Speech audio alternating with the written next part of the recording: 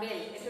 এইটো এটা লোক এইটো হল সেন্টাৰ এইটো নিউক্লিয়াস থাকিব আৰু নেক্সট হল এইটো এটা লোক কম আৰু এইটো এটা লোক কম তো ইলেক্ট্ৰন বিলাক আপওয়াৰ্ড ডাইৰেকশনত থাকে নহলে ডাউনওয়াৰ্ড ডাইৰেকশনত থাকিব ইয়াতে নাথাকে মাজত নাথাকে তে এই সেটটো কোৱা হয় পি সাবসেল বুলি কোৱা হয় গতিকে আমি সেটৰ বিষয়ে গম পালো এলৰ ভ্যালুৰ পৰা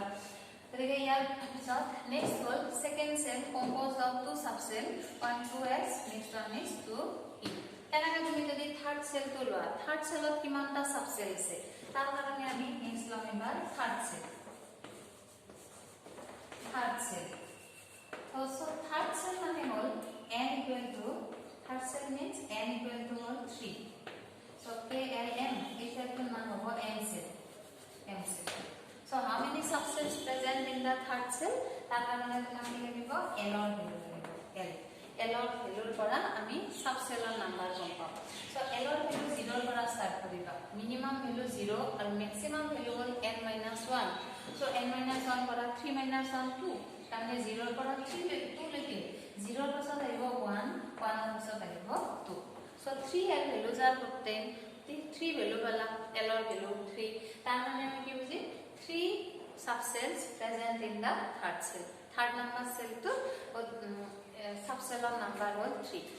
এতিয়া ইয়াৰ পৰা তুমি এটা বস্তু গম পাইছা the number of subcell is equal to the number of the values of l এলৰ যিমানটা ভ্যালু পাবা সিমানটাই সাবসেলৰ নাম্বাৰ হ'ব মানে উপকলৰ নাম্বাৰ হ'ব তো ইয়াতে আমি এলৰ ভ্যালু 1 পাইছো তাৰমানে 1 সাবসেল এলৰ ভ্যালু 2 পাইছা 2 সাবসেল এলৰ ভ্যালু 3 হ'ব 3 সাবসেল গতিকে তেনেকৈ আমি সাবসেল বিলাক পাম এতিয়া এই সাবসেল বিলাকৰ যদি নাম লিখা থাৰ্ড সেলৰ সাবসেলৰ নাম হ'ল এলৰ ভ্যালু 0 মানে s সাবসেল এলৰ ভ্যালু 1 মানে হ'ব p সাবসেল 2 মানে হ'ব d সাবসেল next all এই গোটেইটা সাবসেল থার্ড সেলত আছে so it is 3s 3p আৰু এই সাবসেলটোৰ নাম হ'ব 3p গতিকে আমি থাৰ্ড সেলত 3 সাবসেল পালো 3s 3p আৰু 3d ইয়াৰ পিছত নেক্সট হল ফৰ্থ সেল তোমালোকক first cell second cell third cell আৰু ফৰ্থ সেল এই চাৰিটা সেল জানিলে হ'ব গতিকে নেক্সট হল আমি ফৰ্থ সেল কৰিম fourth cell So for fourth cell, it is represented by n values. So n value is 4. N value 4 means fourth cell. It represents fourth cell. Now how many subcells present in the fourth cell? Kimanta upakol ase fourth cell. It will represent karar karone ami log l values. So l has minimum value 0 and maximum value is n minus 1. Yate moi likhi disu n minus 1. So 0 para start korim n minus 1 leke n minus 1 4 minus 1 para 3 hobo so minimum 0 and maximum value is 3 so between 0 and 3 we have 1 and 2 so 1 to 3 that's why l has 4 values so it means there are 4 subcells present in the fourth cell so fourth cell of tar mane 4 subcells ase sarita upakol ase etia what are the name of the subcells subcell bilagor upakol bilagor naam bilak dia likho when l value is 0 then it represents s subcell l value 1 represents p subcell l value 2 represents d subcell l value 3 represents f subcell ठीक है and these subcells present in fourth cell so you have to write तो ये तुम्हारा लिखिबो लिखो 4s 4p 4d and next number 4f এনেকৈ আমি nomination কৰিম subshell বিলাকৰ ঠিক আছে গতিকে ফাৰ্স্ট কৰিলো আমি principal quantum number represents the shells principal shells around the nucleus of চাৰিওফালে থকা মুখ্য যিবিলাক খোল সেই খোল বিলাকত ইলেক্ট্ৰন বিলাক থাকিব সো সেই খোল বিলাক ৰিপ্ৰেজেন্ট কৰাৰ কাৰণে মুখ্য কোয়ান্টাম সংখ্যা তাৰ পিছত নেক্সট হল azimuthal quantum number represents the subshells present within a shell এটা খোলৰ ভিতৰত কিছুমান উপকোল সোমাই থাকে উপকোল বিলাক লগ লাগি সেলটো ফৰ্ম হয় যেনে ধৰা তোমাৰ এই fourth সেলটো 4s 4p 4d 4f এটা উপকোল এই উপকোল কেইটা লগ লাগি ফৰ্থ সেলটো ফৰ্ম হৈছে গতিকে এটা খোলৰ ভিতৰত কিমানটা উপকোল থাকিব হেতু ৰিপ্ৰেজেন্ট কৰাৰ কাৰণে আমি ইউজ কৰো এজিমুথেল কোয়ান্টাম নাম্বাৰ ঠিক আছে গতিকে l values represent itu hol eta tomar next hol l values para ami ki gom palo l values represents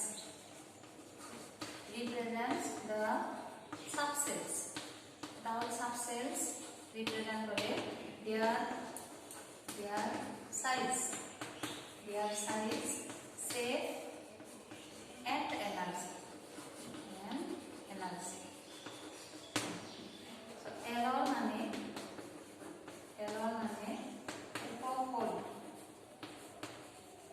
উপকূল নির্দেশ করে ইহঁতৰ আকাৰ আকৃতি আৰু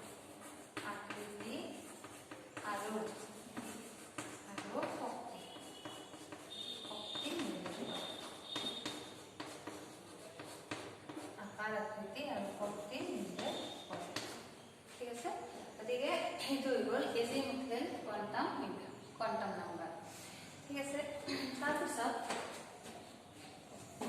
নেক্সট হ'ল এজিমুথেল কোৱান্টাম নাম্বাৰৰ পিছত আমি এতিয়া পঢ়িম magnetic quantum number. Third number quantum নাম্বাৰটো এতিয়া পঢ়িম। থাৰ্ড নাম্বাৰ কোৱান্টাম নাম্বাৰটো হ'ল মেগনেটিক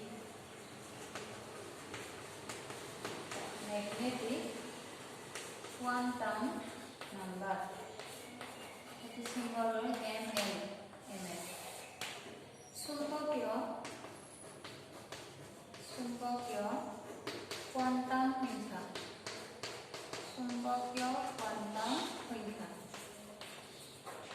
মেগনেটিক কোৱান্টাম নাম্বাৰ। ঠিক আছে, এতিয়া প্ৰথম হ'ল সেলত ইলেক্ট্ৰন আছে। সেল মানে হ'ল প্ৰিন্সিপাল কোৱান্টাম নাম্বাৰ। নেক্সট হ'ল সেলৰ ভিতৰত সাবসেলত ইলেক্ট্ৰন আছে। সো সাবসেল মানে হ'ল এজিমুথেল কোৱান্টাম নাম্বাৰ। নেক্সট আহিব a subcell composed of some three-dimensional positions or locations, and these three-dimensional positions are called orbitals. এতিয়া মই যে কৈছো স্ক্ৰডিঞ্জাৰ ইকুৱেশ্যনত ইলেক্ট্ৰন বিলাক অৰবিটৰ ভিতৰত কিছুমান 3-ডাইমেনশনাল পজিশনত থাকে।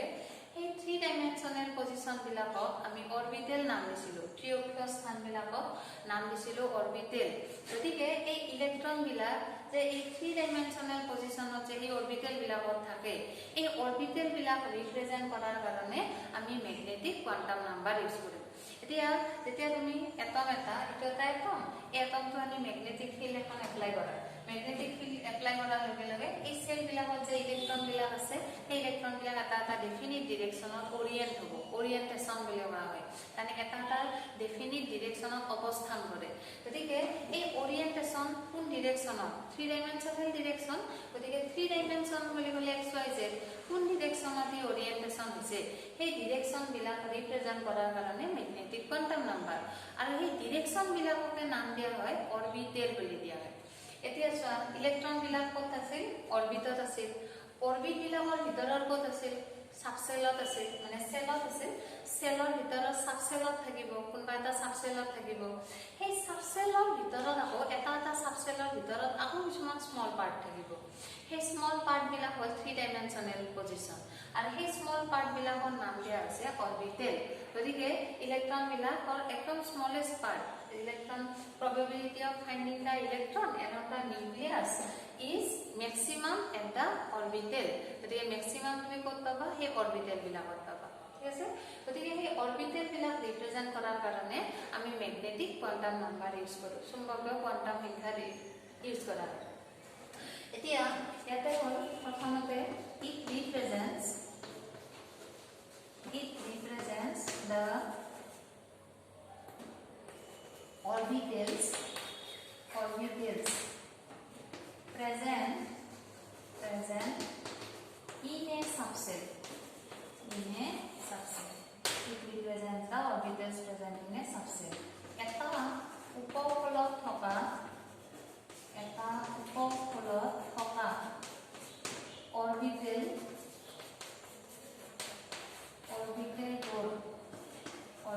বোৰ নিৰ্দেশ কৰে।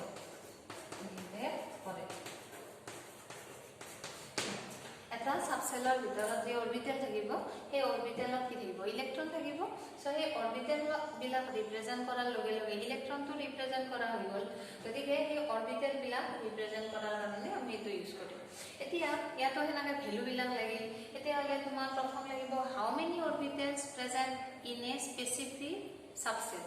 এটা সাবসেলত উপফলত কিমানটা অৰবিটেল আছে সেইটো প্ৰথম জানিব লাগিব তেনেকৈ এটা সেলত কিমানটা সাবসেল আছে সেইটো গম পালা তেনে সেকেন্ড সেলটো হল টু সাবসেল আছে 2s আৰু 2p এতিয়া এই সাবসেল প্ৰত্যেকটো সাবসেলে আকৌ তোমাৰ স্মল পাৰ্টত ডিভাইড হৈ যাব গতিকে এইটো সাবসেলে ললা p সাবসেল এটা কেইটা পাৰ্টত ডিভাইড হৈ আছে তাৰে এটা পাৰ্টত ইলেক্ট্ৰন আছে হেনা বা গোটেইটা পাৰ্টতে ইলেক্ট্ৰন থাকিব পাৰে গতিকে আমাৰ ফুলটো কেইটা পাৰ্টত ফাৰ্স্ট ডিভাইড হৈ আছে সেইটো আমি জানিব লাগিব গতিকে সেইটো জানাৰ কাৰণে magnetic quantum number so magnetic quantum number মানে magnetic quantum number depends upon the value of azimuthal quantum number মানে সাবসেলৰ ভিতৰত কিমানটা অৰবিটেল আছে এটো লাগে আমাক গতিকে এই depends upon subshell and subshells are represented by azimuthal quantum number that means magnetic quantum number depends upon azimuthal quantum number so m and values are minus l dot 0 next up to plus l so l value hall m और ml value বিলা হ'ব লাগিব minus l ৰ পৰা start কৰি l value plus l value গতিকে the number of ml values is equal to the number of orbitals present in a subset এটা উপকলৰ ভিতৰত কিমানটা অৰবিটেল আছে কিমানটা ত্ৰিঅক্ষীয় অৱস্থান আছে 3 ডাইমেনশনাল পজিশন আছে সেইটো কিমান হ'ব l ৰ ভ্যালুৰ সমান হ'ব l ৰ ভ্যালু ml ৰ ভ্যালুৰ সমান হ'ব ml ভ্যালু যিমান পাবা কিমানটাই অৰবিটেল থাকিব ঠিক আছে এতিয়া আমি স্টাৰ্ট কৰো সাবসেলৰ পৰা স্টাৰ্ট কৰো এটা সাবসেল আমি কি পাইছিলো s সাবসেল পাইছো p পাইছো d পাইছো আৰু f পাইছো 1 তো পাইছো 2 তো পাইছো গতিকে 1 2 3 4 এইবিলাক দৰকাৰ নাই আমাক সাবসেল বিলাক লাগিব s সাবসেলৰ পৰা স্টাৰ্ট কৰিম এতিয়া হল প্ৰথম হল s subshell s উপকল s subshell এতিয়া তুমি s সাবসেল দুটা যদি লোৱা কেনেকৈ ৰিপ্ৰেজেন্ট কৰি when l equal to 0 l value যদি 0 হয় তেতিয়া হলে এই সাবসেলটোৰ নাম দিছিলো s সাবসেল দিছিলো এতিয়া লাগিব how many orbitals present in this subcell তেতিয়া হলে আমাৰ লাগিব ইয়াৰ ফৰ ml value হল -l to +l 0 ৰ ক্ষেত্ৰত তো মাইনাস প্লাস নাই so ml value is only 0 so ml ৰ value তুমি অকল 0 পালা so 1 ml value is obtained that means one orbital present in the s subcell মানে s subcell এটা orbital log lagi form hoy tane small part of divide hoy na thake s subcell eta part log lagi form hoy thake gotike ml or value ami 1 paisu tane 1 orbital present re ei orbital to etia ami ei orbital to naam dim s orbital ami eta orbital bile koa hoy agote koi asila s subcell bile koisilo etia 0 value bala mane yar naam hobo s orbital ya ami eta box e represent koru ta actual set nohoy eta box mane 1 orbital one box represent one orbital gotike ml or value 0 tane 1 value paisa 1 value mane one orbital present in the s subcell eta s subcell eta orbital log lagi tane 3 dimensional position eta ji kono direction ba eta direction e baba eta direction e baba lagile jodi ji kono direction ot gole same baba lage tetia hole shape tu ki hoba lagibo spherical ekane s subcell s orbital has spherical shape s orbital has spherical shape গোলাকার আকৃতি s orbital আকৃতি গোলাকার এই কারণে s orbital আকৃতি গোলাকার তুমি যদি spherical shape লোৱা তেতিয়াহলে ইয়াতে সেন্টাৰত নিউক্লিয়াস থাকিব গতিকে নিউক্লিয়াসত তুমি যি কোনো ডিৰেকচনত যোৱা এইটো ডিৰেকচনত এইটো ডিৰেকচনত গলে ইয়াতে ইলেক্ট্ৰন পাবা এইটো ডিৰেকচনত নাযায় যদি এইটো ডিৰেকচনত যোৱা তেতিয়াহলে probability of finding electron is same কারণ স্ফিয়ার বা লগে লগে রেডিয়াস তো তুমি যে কোনো ডিরেকশনতে ইকুয়াল হ'ব গতিকে আমাৰ এইটো কাৰণে আমি কি কম ওয়ান অৰবিটাল যদি ৰিপ্ৰেজেন্ট হ'ব লাগে তেতিয়া হলে তাক আমি কি কৰিব লাগিব স্ফেৰিক্যাল শেপ বুলি হ'ব লাগিব সো s অৰবিটাল বিলাকৰ শেপ হ'ল স্ফেৰিক্যাল ঠিক আছে সো s সাবসেল মানে এটাই অৰবিটাল ৰিপ্ৰেজেন্ট কৰিব তাৰ পাছত এবাৰ নেক্সট আহিব আমি p subshell p subcell eta kimanta orbital ase tar pisot hol p subcell p ubahol so first p subcell ami kenake paisilo when l values equal to 1 l or value jodi 1 hoy tetia hole subcell tor naam asil p subcell etia p subcell or bitorat ভিতৰত কিমানটা orbital সোমাইছে কিমানটা orbital লগ লাগি P subshell form হৈছে হেতু আমি গম পাম ml ৰ ভিতৰৰ পৰা ml ভ্যালু হ'ল -l to +l মানে -1 to +1 -1 ৰ পিছত হোল নাম্বাৰ কি হ'ব 0 0 ৰ পিছত আহিব +1 গতিকে 3 ml values are obtained that means 3 orbitals present in the L subcell L যেটো subcell এই subcell ৰ ভিতৰত যেটো small part থাকিব তে how many part present in the L subcell তুমি ক'ব লাগিব 3 part present in the L subcell and these 3 parts are also called three dimensional position এই তিনটা যে পার্ট হলো এই তিনটা আমি কি বলি কম তিনটা ত্রিঅক্ষীয় স্থান বলি কম সো এই তিনটা ত্রিঅক্ষীয় স্থান লগ লাগি এল উপকলটো গঠন হৈছে এল সাবসেলটো গঠন হৈছে গতিকে এবাৰ আমি ৰিপ্ৰেজেন্ট যদি কৰো এই তিনটা এটা সাবসেলৰ ভিতৰত আছে তিনটাকে আমি একেলগে ৰিপ্ৰেজেন্ট কৰিব লাগিব গতিকে তিনটা একেলগে আমি তিনটা পাৰ্টত ৰিপ্ৰেজেন্ট কৰিলো 3 পাৰ্টত ৰিপ্ৰেজেন্ট কৰিলা সো ইচ বক্স ৰিপ্ৰেজেন্ট এন অৰবিটেল প্ৰত্যেকটোকে আমি এটা অৰবিটেল বুলি কওঁ এতিয়া আগতো এটাই আছিল সিম্বল হৈ আছিল এতিয়া তো 3 পাৰ্ট হৈ গ'ল গতিকে এটা আছে পি সাবসেল বুলি লিখিছিল এটো পি সাবসেল আছিল এল ৰ ভ্যালু 1 আছিল ml ৰ ভ্যালু তো 3 ভ্যালু হৈ গ'ল এতিয়া পি অৰবিটেল গোটেইটাৰ নাম একে হৈ যাব গতিকে আমি গোটেইটাৰ নাম একে নিদিও এটাৰ নাম দিম পি এক্স বুলি কম এটাৰ নাম পি ওয়াই বুলি কম আৰু এটাৰ নাম কম আমি পি জেড তেনে আমি তিনটা টাইপত পাম shape of orbital next হয় একেলগে shape কেইটা ইয়াতে আছে দিছো এতিয়া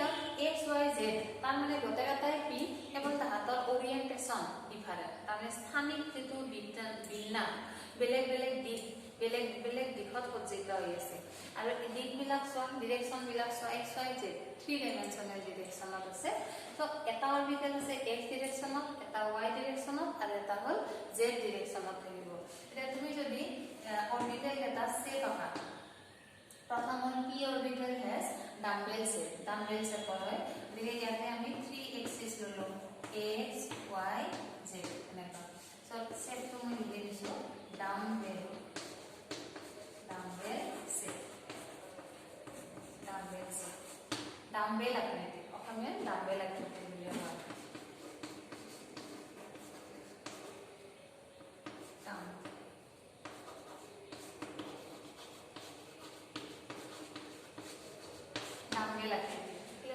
গতিকে x y z 3 ডাইমেনশনাল হলা এতিয়া তুমি যদি অকল px অৰবিটেল টো ৰিপ্ৰেজেন্ট কৰা তেতিয়া this orbital line along x ডিৰেকশনত থাকিব মানে এইটো এটা লগ আৰু এইটো এটা লগ দুটা লগ দুটা অপোজিট ডিৰেকশনত এনেকে এটা সেন্টাৰত টাচ কৰি দিয়ে যে it represents p orbital and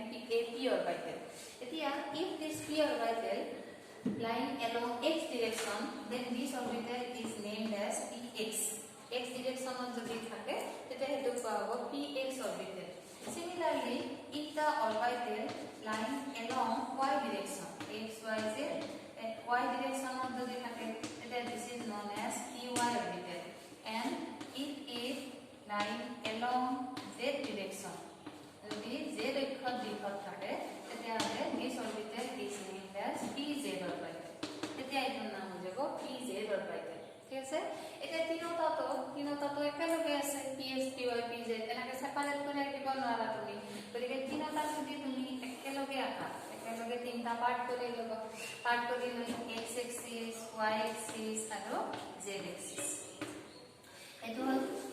x axis of direction of dumbbell px এটো y axis of direction of overlap কৰিলেও কথা নাই এটো হল z ডিৰেকশন এই গোটেই কিটাকে একেলগে আমি এতিয়া নাম দিব লাগিব p orbitals so p subcell যেটো হৈছিল যে p subcell আছিল এটা p subcell বুলি নকম এতিয়া আমি কি বুলি কম p orbitals তেতিয়া এই বক্সত ডিভাইড হৈ যাব বক্সত ডিভাইড হোৱাৰ লগে লগে তাক subcell হ'ব নোৱাৰা এতিয়া কি হ'ব লাগিব p orbitals so how many p orbitals present তেতিয়া আমি ক'ব লাগিব 3 p orbitals present না এটা হল one is px py and pz গতিকে p বুলি ক'লে 3 s বুলি ক'লে 1 s orbital s subcell হৈ আছে এতিয়া আৰু subcell বুলি নকওঁ 3 dimensional position is called orbital আৰু s subcell has only one orientation এটা স্থানিক বিন্যাস থাকে and this orientation is called an orbital. So S subcell has only one orientation. That means one orbital. P subcell has three orientation. One will be in the x direction, next one y direction, next one is along z direction. So there are three p orbitals present in a p subcell. P subcell or ভিতৰত উপকৰণৰ ভিতৰত three orbital থাকিব ঠিক আছে তাৰপিছত next হল ইয়াৰ পাছত next উপকৰণটো আছে subcellটো আছে b subcell গতিকে next আমি পঢ়িম b subcell so d উপকৰণ d subcell মানে তোমালোকে প্ৰথম মই d subcell মানে কাক কম when l value equal to 2 l ৰ যদি ভ্যালু 2 হয় তেতিয়াহলে এই সাবসেলটোৰ নাম আছে d subcell ঠিক আছে এতিয়া how many orbitals present in the d subcell এটো লাগে orbitals মানে orientation how many orientation so these are obtained from ml values are minus and to plus so minus to plus 2 minus to plus 2 মাজত থাকিব minus 1 0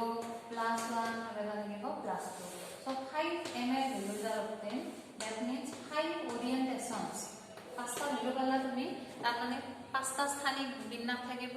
5 orientations that means 5 orbitals পাঁচটা orbital এই d subcell টো থাকে গতিকে এটা d subcell small পার্টত যদি divide কৰি দিয়া তেতিয়াহলে কিমানটা পার্ট পাবা তুমি 5 পার্ট পাবা and each part is called an orbital এটা পার্টক আমি এটা orbital বুলি কওঁ